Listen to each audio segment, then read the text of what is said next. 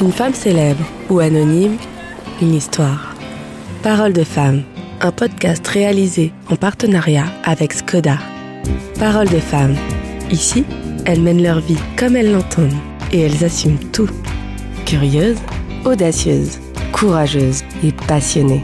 Elles explorent au quotidien le monde qui les entoure et sont venues partager leurs passions, leurs professions, leurs épreuves.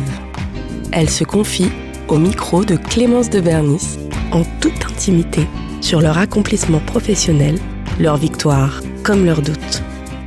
Parole de femme, un podcast réalisé en partenariat avec Skoda. Skoda. Tatiana Briand. À l'origine, vous vous destiniez au barreau, une carrière d'avocate pénaliste spécialisée en criminologie.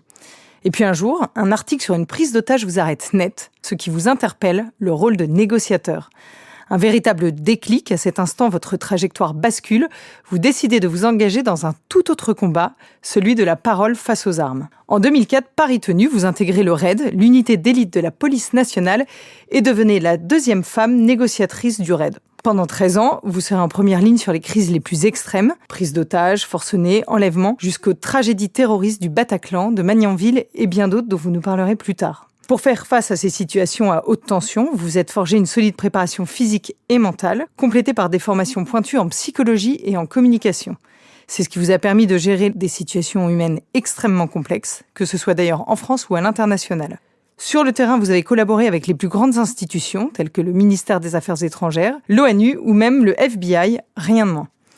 En 2017, vous quittez l'uniforme pour ouvrir un nouveau chapitre de votre vie, d'abord chez Renault, puis aujourd'hui à la tête de votre propre structure. Vous accompagnez désormais des dirigeants, des diplomates, des managers dans la prise de décision en situation complexe. Vous êtes conférencière, consultante en gestion de crise, en négociation et leadership, et auteur du livre La Voix du RAID, négocier pour sauver des vies. Votre parcours est unique, votre sang-froid et votre courage fascinent, tout comme votre capacité à comprendre l'humain dans ses moments les plus critiques. Vous êtes la seconde voix féminine du RAID, l'une de celles qui prouve que l'on peut sauver des vies avec des mots. Bonjour Tatiana. Bonjour Clémence. Alors, sauver des vies, aider des vies, c'était peut-être un peu dans votre ADN parce que vos parents étaient pompiers pour votre père et infirmières pour votre mère. Il fallait de toute manière aller dans ce type de direction ? Je pense effectivement que la profession de mes parents et l'éducation qui a été la leur m'a assez naturellement conduit vers les métiers au service de l'autre. Ça, c'est une certitude. D'ailleurs, en première intention, j'ai fait le choix de passer l'avocature. Je voulais défendre la veuve et l'orphelin. Mais effectivement, je pense que c'était très en lien avec la manière dont j'ai été élevée. Ouais. Et qu'est-ce qui a fait que finalement vous lâchez l'avocature ? Je vais me spécialiser au cours de mes études de droit en licence, la filière droit privé, et ensuite en maîtrise, carrière judiciaire, sciences criminelles.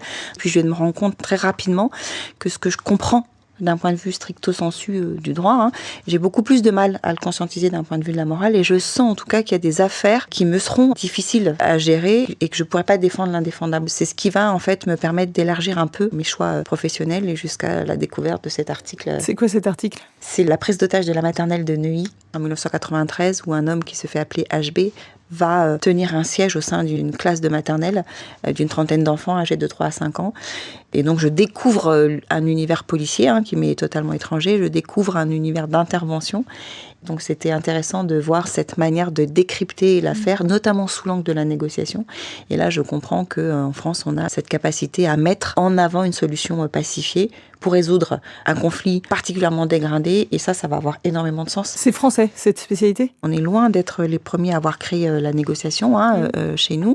En revanche, on fait partie, je pense, des précurseurs à l'avoir utilisée de cette manière, à savoir faire en sorte que la négociation ne soit pas une spécialité concurrente de l'intervention, mais au contraire qu'elle soit concurrente, ou en tout cas, pour pas que ce soit une spécialité négo contre une spécialité d'intervention, mais qu'il y ait une vraie synergie des deux spécialités pour pouvoir faire en sorte de résoudre des crises de la meilleure manière qui soit, avec le meilleur outil possible à l'instant T. Vous pouvez juste, avant qu'on rentre vraiment dans le concret, m'expliquer pourquoi vous avez d'un coup voulu devenir négociateur ?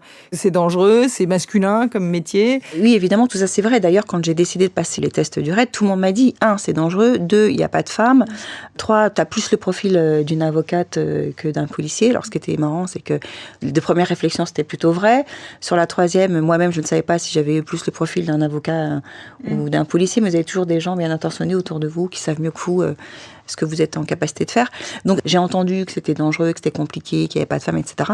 Mais c'était important que j'aille explorer et c'est ce que j'ai fait. Et l'univers policier que vous découvrez, c'est facile parce que c'est nouveau. Comment vous rentrez dans ce milieu-là ? Non, c'est pas du tout facile. Et d'ailleurs, ce qui est assez drôle, c'est que je comprends que pour être négociateur, il faut que j'entre dans la police. Ok, je passe les concours de la police et ensuite, j'irai faire ce que j'ai envie de faire. Bon, en réalité, ça se passe pas du tout comme ça. Il va se produire 7 ans entre le moment où je prends cette décision et le moment où je vais passer les tests pour les sélections du RAID. Parce qu'effectivement, il faut être policier, mais sauf que policier, ça sous-entend 18 mois d'école quand vous êtes officier.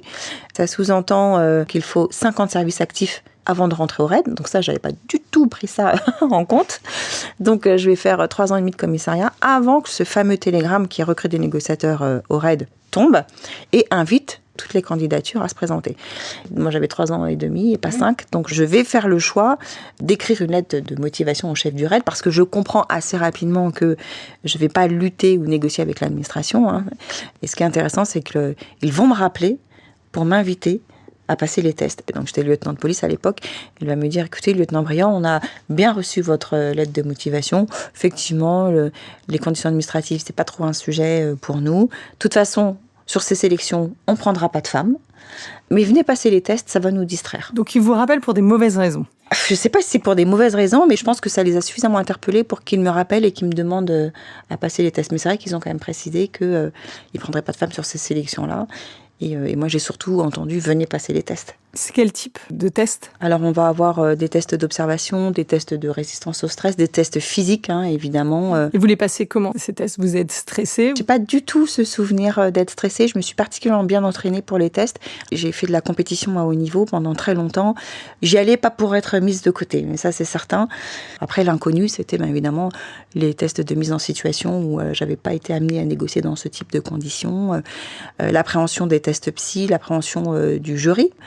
Forcément, quand vous rentrez dans une salle, que vous avez un auditoire de 7 personnes, dont le chef du RAID, le chef de l'Inter, les psys, et que vous êtes pas mal challengé, et que vous passez d'une question à une autre, et que vous savez que c'est le dernier pan de la sélection, et qu'il y a 30 candidats, vous savez qu'il n'y a qu'un poste.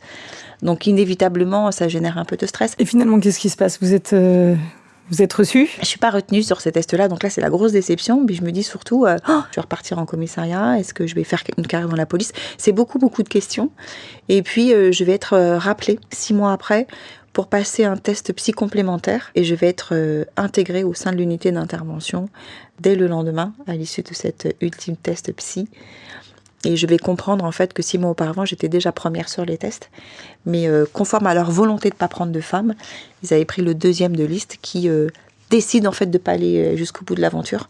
Ce qui va pousser les psys à rappeler ma candidature.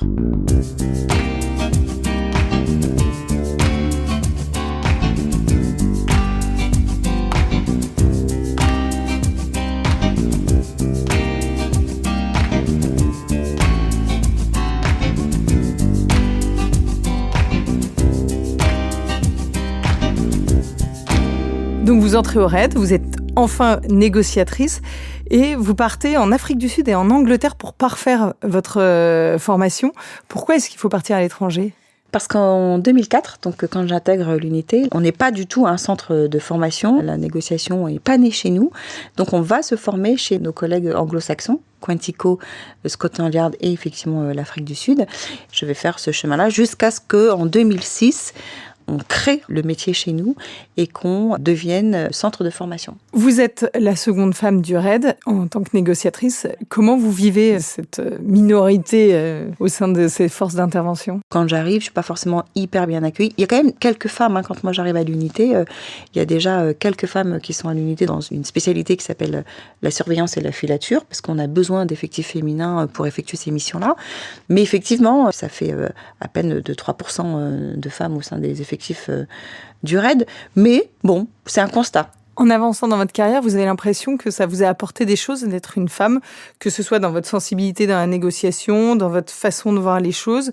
Est-ce que ça vous a apporté un peu d'aide sur certaines négociations ? Ce qu'on a réalisé surtout, c'est que effectivement, nos interlocuteurs ne s'attendent pas à avoir des femmes au contact. Donc ça a pu créer la surprise. Et surtout, on a constaté que ça a annihilé le rapport de force. C'est-à-dire que quand vous avez des gens qui sont extrêmement énervés et puis qui vont vraiment provoquer le groupe d'intervention pour leur demander de venir se battre, par exemple, quand vous avez une femme au contact, ça, de fait, c'est des choses qui ne s'expriment plus. Voilà. Mais sinon, ça n'a pas changé notre manière de travailler ou de négocier. Est-ce que vous trouvez que ça progresse ? C'est de plus en plus ouvert aux femmes ou ça reste quand même vraiment très très masculin ? Non, ça reste très très masculin. En revanche, aujourd'hui, à la cellule négociation du RAID, il y a une vraie parité. Il y a 3 négociatrices et 3 négociateurs. Donc on a évolué au sein de la cellule négociation où aujourd'hui, il y a beaucoup plus de femmes qu'avant. Donc ça veut dire aussi que les femmes s'y intéressent plus, parce que ça manquait aussi de candidates. Je pense qu'il y avait une autocensure de la part des femmes elles-mêmes à postuler sur ce genre d'unité d'intervention. Ce sont des missions extrêmement difficiles. Alors c'est vrai que la négociation, c'est une structure à part. S'il doit vraiment y avoir des femmes, la négociation fait partie de ces spécialités où c'est intéressant d'avoir les deux. On va rentrer dans le vif du sujet. Votre première négociation, ça se passe comment ? Vous êtes dans quel état d'esprit ? Comment vous le vivez ? J'ai une petite pression qui est générée surtout par mes pairs, puisque j'ai un collègue qui dit qu'on va enfin voir de quoi je suis capable. Et ça va me mettre une grosse pression parce que, au-delà de la situation, la première chose à laquelle je vais penser, c'est comment je vais être perçue, qu'est-ce qui va se produire une fois que je vais rentrer en négociation, parce que forcément, j'ai le regard de mes collègues qui sont sur moi. Et puis, assez rapidement, dès lors que je vais prendre le contact et que je vais interpeller à la voix mon interlocuteur, je vais rentrer dans une bulle. Et ça va me montrer à quel point je suis en capacité finalement de faire un peu table rase de ce qui se passe autour de moi. Mon job, c'est de faire sortir cet individu par la négo et c'est ce que je vais faire. Vous avez un moyen préféré où vous avez l'impression que vous êtes plus efficace ou plus à l'aise ? Le téléphone et ensuite le face-à-face, parce que l'avantage du face-à-face, c'est que on se voit et on décrypte tellement de choses sur le paraverbal et le non-verbal. C'est ce qui va nous donner une très grosse indication. Quand on est au téléphone, on peut faire ce travail-là aussi, mais on va se priver d'une partie des informations. Donc je privilégie, oui, effectivement, le téléphone et le face-à-face. Vous avez une négociation qui vous a particulièrement marqué, que ce soit émotionnellement ou parce que techniquement c'était très difficile, ou une négo très forte ? Oui, mon premier enlèvement, elle a concentré tout ce que vous venez de dire en termes d'émotion et de technique, avec cette petite particularité que quand vous négociez sur des enlèvements, vous ne savez pas où se trouvent vos otages. Ce qui fait que vous ne pouvez pas avoir l'appui du groupe d'intervention. Donc vous êtes complètement isolé et il n'y a vraiment que la composante négociation. Vous êtes toute seule ? Oui. Donc vous arrivez seule en Corse, vous vous trouvez au milieu de la famille et qu'est-ce qui se passe ? Et ce qui se passe, c'est que je vais devoir modifier toute l'organisation qu'ils ont mis en place, puisque c'est la mère qui va négocier pour la libération de son fils, que le téléphone est au milieu de la salle et qu'il y a une bonne quinzaine de personnes autour du téléphone pour assister la maman au contact. Et évidemment, c'est le plus mauvais scénario finalement. Donc je vais arriver dans un environnement où je vais devoir leur dire non, il ne faut pas porter l'argent. 2, il faut que la mère ne soit plus au contact des ravisseurs de son fils. Et 3, le téléphone, il va aller à l'étage et puis personne n'aura accès aux communications. Donc ça, c'est pas simple. Et ensuite, je vais mettre en place une nouvelle organisation avec un oncle qui va accepter finalement de prendre le relais de la maman auprès des ravisseurs. Et on va rester plusieurs jours dans cette configuration à négocier jusqu'à la libération de notre otage qui va ensuite pouvoir appeler ses parents depuis l'ambassade de France en Afrique et jusqu'à son rapatriement après. Et de prendre une décision qui ne plaît pas aux ravisseurs, donc un refus ou quelque chose comme ça ne peut pas déclencher des réactions dangereuses ? Si, bien sûr, ça peut. Alors on va évidemment tout anticiper et on va essayer d'écrire quelle stratégie va mettre en danger notre otage et qu'est-ce que l'on va privilégier. Donc la négociation, ça se prépare, on anticipe tout. C'est aussi pour ça qu'on travaille à plusieurs, pour envisager tous les scénarios possibles. Vous vous êtes déjà retrouvé dans une situation où vous vous êtes retrouvé en danger, où vous avez eu peur ? Oui. Une prise d'otage dans le nord de la France et au moment où on arrive, on a une jeune gardienne de la paix qui est en train de négocier donc directement en contact derrière la porte avec l'individu. L'idée, c'est de maintenir le contact quand il est bon. Par contre, on va venir renforcer la personne qui est au contact par un négociateur dont c'est le métier. Et à ce moment-là, on est dans une toute petite cage d'immeuble. Vous savez, c'est les anciens immeubles où on a encore des toilettes sur le palier. Et donc moi, je vais me mettre à cet endroit-là. Mais c'est vraiment tout petit. Donc je trouve une toute petite place et je fais en sorte d'être visible lisible pour la collègue, pour lui écrire sur un petit panneau des indications de ce qu'elle doit dire à notre interlocuteur qui est derrière la porte. Donc le groupe d'intervention, lui, est resté à l'entrée du hall d'immeuble parce que la cage est trop petite pour être collée au négociateur. Ce qui va se passer, c'est que à un moment donné, l'assaillant va ouvrir très rapidement la porte. Il a un long couteau cranté. La jeune femme va réussir à sauter sur le côté. Et quand il ouvre la porte, moi je suis quasiment juste derrière la porte. Et là, je m'aperçois que s'il se retourne, il me voit, et s'il se jette sur moi, bien sûr, les collègues vont intervenir, mais je pense qu'il sautera sur moi bien avant que les collègues interviennent. Donc à ce moment-là, je coupe vraiment mon souffle parce que je me dis, on a merdé sur le dispositif, je suis mal placée, et les collègues aussi. Et heureusement que son regard va être porté sur le premier binôme qui est juste à l'entrée, et donc il va se jeter sur les collègues avec son couteau, et bien sûr, il va être interpellé dans la foulée. Mais à ce moment-là, j'ai eu peur, et d'ailleurs, quand on a fait un gros débriefing sur cette affaire, on a mis en avant le fait que là où allait le négociateur, il fallait que le groupe d'intervention soit, parce que ce jour-là, on aurait pu vivre un drame. Est-ce qu'il y a déjà quelqu'un avec qui vous êtes en contact qui vous a demandé quelque chose de complètement fou dans les négociations ? C'est plutôt une attitude qui m'a surprise. Alors aujourd'hui, ça fait sourire quand on en parle, mais à l'époque, c'était un peu compliqué à gérer. Un père de famille qui s'était retranché avec ses 4 enfants. Au bout d'une heure, il a accepté de faire sortir les enfants. Et donc, il s'est retrouvé tout seul. Donc, on n'avait plus qu'un forcené. Et en fait, il a fait un grand numéro de charme et s'est déshabillé presque à nu pour me montrer qu'il était sportif et me demandait ce que je pensais de sa plastique. Donc ça m'a mis en difficulté parce qu'il m'a posé la question, est-ce que ça te plaît ce que tu vois ? Et là, ça a été un peu difficile pour moi de... Vous avez réagi comment ? J'ai pas répondu parce que je savais pas quoi dire. Et je me suis dit, je vais pas lui dire oui parce que 1, c'est pas le cas, et puis 2, on s'arrange pour pas être dans la séduction en négociation, hein, clairement, ça fait partie aussi des règles, ce qui est normal. Et puis je me suis dit, si je lui dis non, comment il va le prendre ? Donc je me suis trouvée embêtée avec la question, et c'est lui qui m'a un peu sauvée parce que il m'a dit, remarque, t'as peut-être ce qu'il te faut à la maison, et ça m'a aidée effectivement à dire oui, en effet. Donc voilà.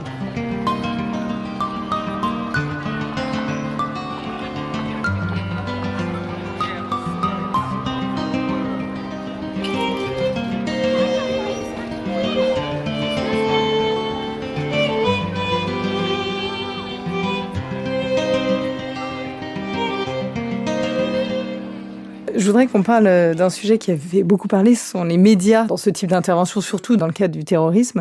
Que ce soit à l'hypercachère ou à l'imprimerie de Dammartin, les médias étaient très présents, ils ont saturé les lignes. Qu'est-ce que vous pensez de tout ça ? Alors je l'ai un peu écrit, l'idée c'était pas de faire la guerre contre les médias, mais plutôt de travailler avec eux parce que c'est un peu comme en négociation, c'est-à-dire qu'on part jamais du principe que ce qu'on fait c'est plus important que l'autre.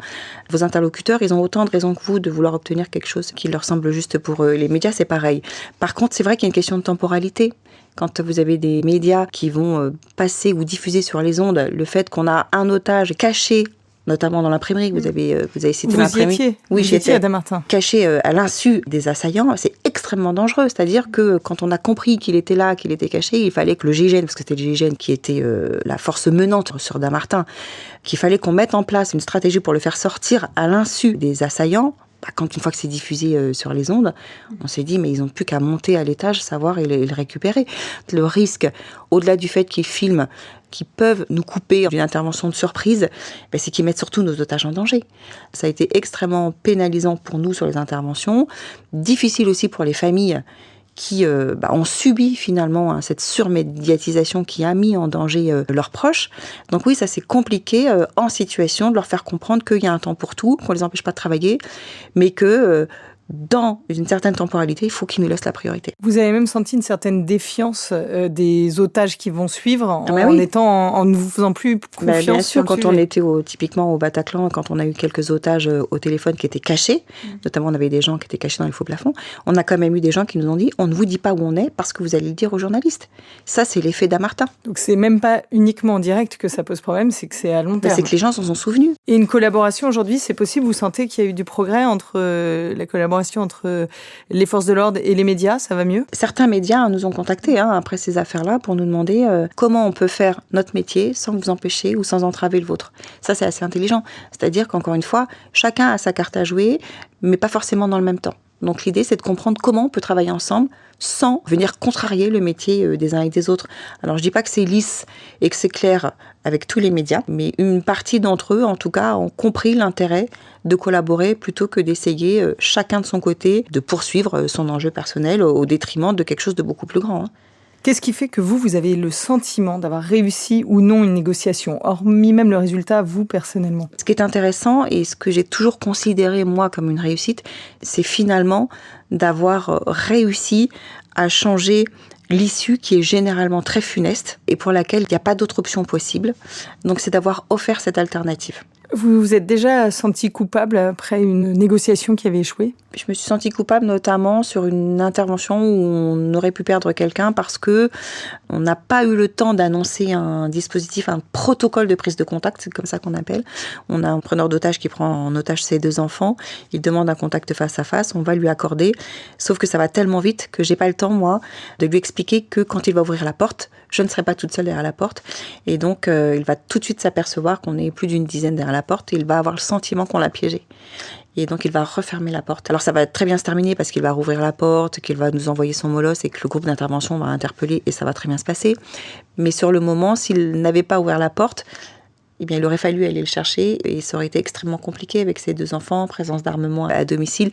Donc là, oui, je me suis dit, mince, on n'a pas anticipé, on n'a pas eu le temps, on n'a pas su prendre le temps. On n'était pas dans l'urgence et pourtant, on est passé à côté de l'essentiel. Donc, je m'en suis un peu voulu, ouais. Vous arrivez à laisser le travail au travail et quand vous êtes à la maison à être à 100% et plus du tout la tête dans vos interventions qui sont quand même sacrément intenses. Je dirais qu'on essaye de poser, de ventiler et de laisser au boulot un maximum de choses. Après, on n'en est pas moins que des êtres humains. On fait beaucoup de sport, on fait des débriefings, on voit des psys opérationnels évidemment. Tout ça, ça nous aide un peu à sortir ce qu'on a dans le cœur, sur le cœur, dans la tête, pour s'oxygéner tout simplement. Mais ça ne veut pas dire qu'on arrive à la maison complètement vierge de tout ce qui s'est passé. On emporte un petit peu avec soi quand on arrive à la maison quand même. Je suppose que votre famille a dû embrasser votre carrière de force. Ils devaient avoir peur sur certaines interventions. Est-ce qu'ils vous la faisaient ressentir? Non, jamais. C'est ça qui est assez incroyable. Ma mère n'a jamais rien dit. Et là où les gens se sont manifestés autour de moi pour la première fois, c'était au moment des attentats, où je recevais plein de SMS sur mes téléphones. Et je me suis dit, là, vu de leur fenêtre, ça doit quand même être quelque chose de très grand. Ça l'était, nous on l'a vécu, mais quand on est dans l'action, on est tellement focalisé dans l'action qu'on n'a pas le temps de penser à tout ça. En fait, on fait juste le job. Et c'est vrai qu'une partie de ce que l'on fait s'impose à nos proches, donc effectivement, ça c'est pas simple pour eux. Mais j'ai pu faire aussi ce travail aussi longtemps parce qu'ils ont aussi beaucoup pris sur eux pour que moi je puisse être suffisamment sereine. Donc ça, c'était important. Mais... Et être mère et négociatrice, c'est comment? Parce qu'on ne doit plus vivre les choses de la même manière. Quand on devient parent, on ne vit plus les choses de la même manière. Oui, mais on n'a pas tous les mêmes métiers. Non, c'est vrai. Mais quand je suis devenue maman pour la première fois, mon chef de groupe m'a appelée en me disant « Oh, Tatiana, j'ai la mission que tu voulais, c'est vrai. Tu pars 3 semaines en Colombie. » Et là, je me suis dit « Mais en fait, non. Je peux pas partir 3 semaines en Colombie, c'est beaucoup trop loin, j'allaitais ma fille. » Et je me souviens que j'avais un compte épargne-temps et j'ai posé tous mes jours parce que j'avais du mal à couper le cordon. Et moi, je culpabilisais à l'idée de reprendre et je me suis dit, mais en fait, j'ai le droit de faire les deux. Et quand j'ai compris ça, j'ai compris qu'il fallait que j'ai une base arrière très solide pour pouvoir autant m'épanouir et dans mon travail et dans ma vie de mère. Et c'est ce que j'ai réussi à faire, en partie grâce à ma famille. Vous utilisez vos techniques de négociation en famille dans votre vie personnelle avec mari, enfants, amis? Alors mon mari m'a dit une fois, il m'a dit si un jour on doit se séparer, tu t'adresses directement à mon avocat. Donc là, il a compris qu'il n'avait pas du tout envie qu'on rentre dans ces débats-là. Je dis très souvent que je ne suis pas devenue la femme que je suis parce que j'ai été négociateur un jour, c'est parce que je suis comme je suis que j'en ai fait mon métier. Donc je pense que j'ai toujours eu cette posture en négociation. Et est-ce que j'utilise des techniques? J'ai beaucoup utilisé, j'utilise toujours cette technique ce qu'on appelle le message « je », qui me permet de faire passer des messages sans abîmer mes proches ou mes interlocuteurs. Parce que plutôt que de les accuser de quelque chose, je préfère dire ce que je ressens de la situation, ce qui préserve vraiment mon entourage, mais qui fait passer les mêmes messages. Et qu'est-ce qui se passe après le raid? C'est une nouvelle aventure, pas simple, plus difficile finalement que celle du service. Aujourd'hui, j'ai pris le chemin de l'aventure de l'entrepreneuriat, où j'ai monté ma propre structure de formation de conseil, où j'accompagne des individus et des groupes et des organisations sur des thématiques que vous avez citées tout à l'heure, la négociation, où je fais de l'assistance aux négociations, de l'accompagnement, de la formation, et j'anime aussi des séminaires. Voilà, pour répondre sur des problématiques essentiellement autour de la négociation, de la prise de décision, la gestion de crise, le management, la gestion des conflits et des émotions. Et qu'est-ce qui vous a poussé à quitter la RAID ? À l'époque, on avait des contrats, ce qu'on appelle les contrats quinquennaux, on pouvait faire 3 fois 5 ans. Donc j'en avais fait un peu plus de 13 et j'ai voulu anticiper mon départ avant d'y être contrainte. J'arrivais au bout d'un processus, j'avais bouclé la boucle, notamment avec toute la série d'attentats auxquels j'ai participé. C'était le moment de faire la sortie. Il y avait un trop-plein ? Il y avait plein de choses qui me faisaient penser que c'était le moment de sortir. Je trouvais que c'était bien de sortir à ce moment-là, ouais.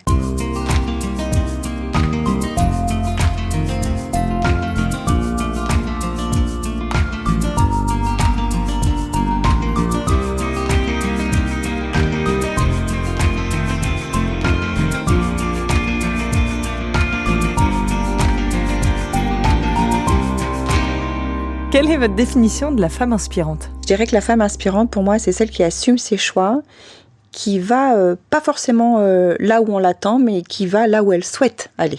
Une femme qui vous a inspiré ? Mère Teresa, pour tellement de choses en fait, ce côté don de soi, abnégation, aller vers les autres, ça a beaucoup de sens pour moi. La principale qualité d'un bon négociateur ? L'écoute. Le moment le plus compliqué de votre carrière ? J'ai vu un de mes collègues tomber d'une façade, j'ai cru qu'il était mort. Le moment le plus fort ou le plus marquant de votre parcours ? Ma première vie ramenée sur un enlèvement. Un échec qui a eu un impact dans votre vie ? J'ai cru perdre 2 enfants sur une intervention, on les a récupérés. Est-ce qu'il y a un moment dans votre carrière où vous avez douté et vous avez voulu renoncer ? Douter, oui, renoncer, jamais. Le moment dont vous êtes la plus fière ? Toutes les vies qu'on a ramenées, c'est une très grande fierté. Votre plus grande victoire ? Avoir réussi à faire le métier dont je rêvais. Quel est votre prochain Everest ? Essayer, ce qui n'est pas simple, de m'accomplir dans cette deuxième phase de ma vie professionnelle autant que la première. Votre mantra ? Ne jamais rien s'interdire. On va revenir quelques instants sur un de mes sujets de prédilection qui est l'automobile. Qu'est-ce qui ne vous quitte jamais en voiture ? La ceinture. Une musique que vous écoutez en voiture ? Je suis sur Now We Are Free, Gladiator. Quel est votre pire souvenir en voiture ? Alors c'était au service, sur de la conduite rapide, où j'ai dû conduire en marche arrière avec un casque de moto dans la voiture, donc ça c'était déjà pas bon signe, et aller à la percussion. Votre meilleur souvenir en voiture ? L'arrivée à Lourdes, ça commençait pas bien, on m'a dit on va faire Paris-Lourdes en moins de 6 heures. J'étais contente d'arriver. Au volant, vous êtes plutôt énervé, vous chantez, vous êtes zen, vous écoutez des podcasts. Je suis zen et je chante. Et pour finir, comme le veut la tradition dans Parole de femme, Tatiana, on part en road trip. Où est-ce que vous nous emmenez ? Eh bien, ça fait très très longtemps que je pense partir au Vietnam. C'est enfin programmé, donc je vous emmène au Vietnam. Au revoir Tatiana et surtout un immense merci pour ce moment sacrément intense dans les coulisses du raid. Merci beaucoup Clémence. C'était Parole de femme, un podcast réalisé en partenariat avec Skoda. À chaque épisode, une femme célèbre ou anonyme, une histoire. Ici, elles mènent leur vie comme elles l'entendent et elles assument tout. Elles explorent au quotidien le monde qui les entoure et sont venues partager leurs passions, leurs professions, leurs épreuves. Elles se confient au micro de Clémence de Bernis en toute intimité sur leur accomplissement professionnel, leurs victoires comme leurs doutes. Parole de femme, un podcast réalisé en partenariat avec Skoda. Skoda.